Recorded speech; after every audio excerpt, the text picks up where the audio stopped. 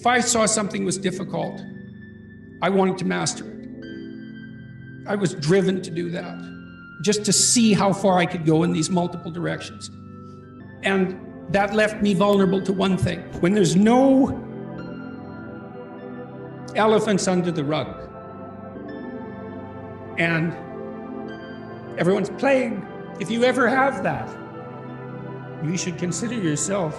I think you gotta have a dream. The School of Greatness. Really? Yeah. Please welcome Lewis Howes. Is there any skills you wish you would have developed in your 20s that you didn't develop sooner? Maybe you have them now. Well, I've really thought about that. I've really thought about that recently. What would those few skills be that you wish you would have developed and you wish everyone would have developed? Well, when my health fell apart, and I was in the hospital or multiple hospitals for long periods of time, I stopped doing everything I was doing. And everything I was doing was difficult. My clinical practice was difficult. The professorial job was difficult. The company I was running was difficult. The writing was difficult. The podcasting and interviewing was difficult. Yeah, the lecturing was difficult. It was all difficult, and I'm not complaining about the difficulty. I actually loved that. That was fine. I'm not complaining about it at all.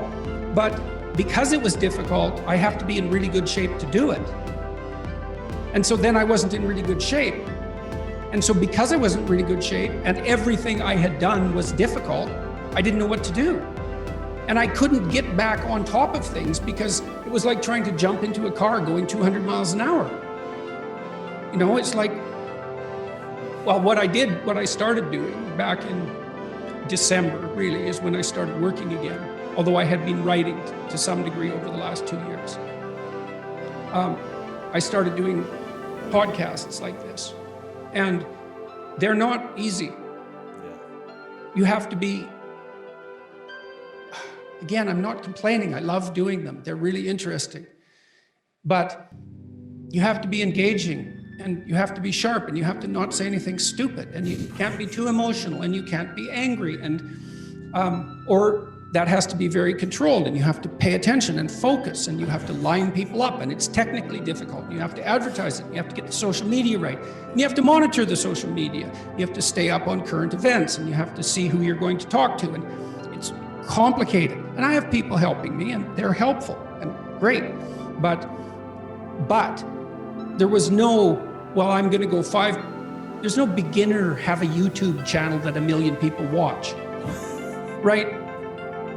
So, and it's something you can really screw up, publicly and catastrophically. It was very daunting, very.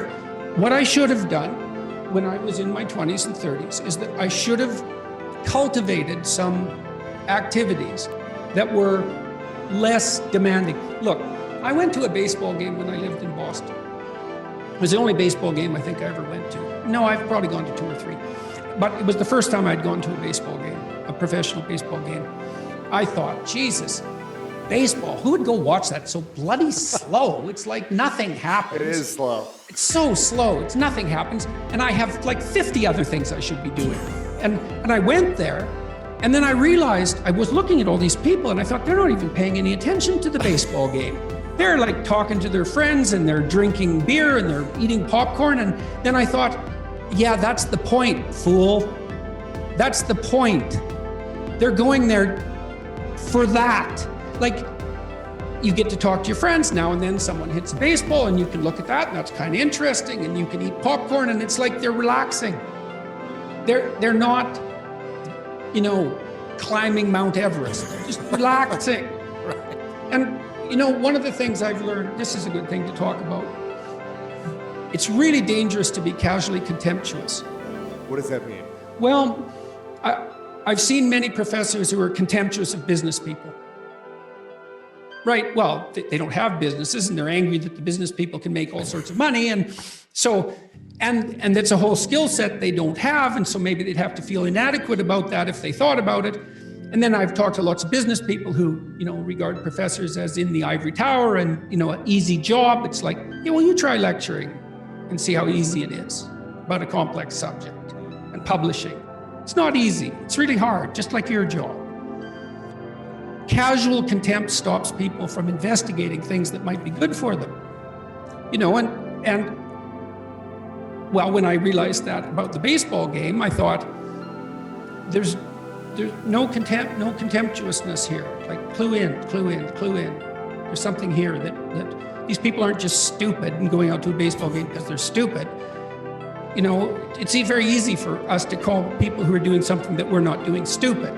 It's like, don't be so sure about that, And it would have been better for me if I would have had a wider variety of skills that weren't so high intensity. I play ping pong with my son. That works out good.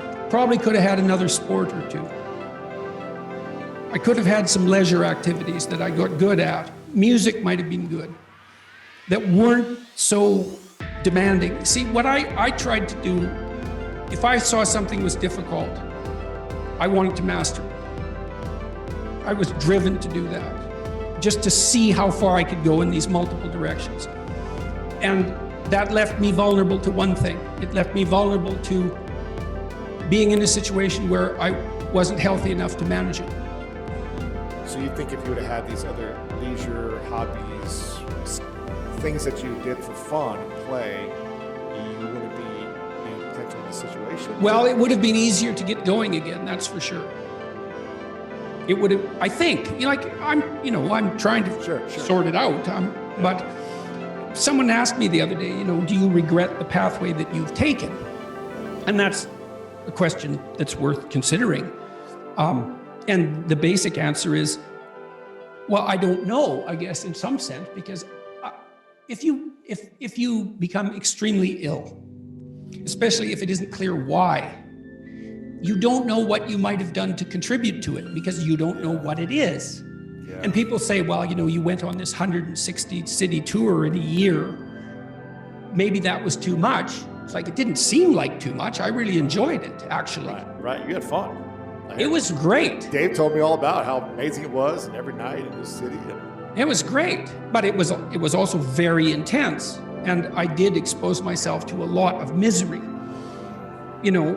Meeting people, so many thousands of people. I opened myself up to a tremendous amount of misery and longing and pain, and that was very emotionally impactful.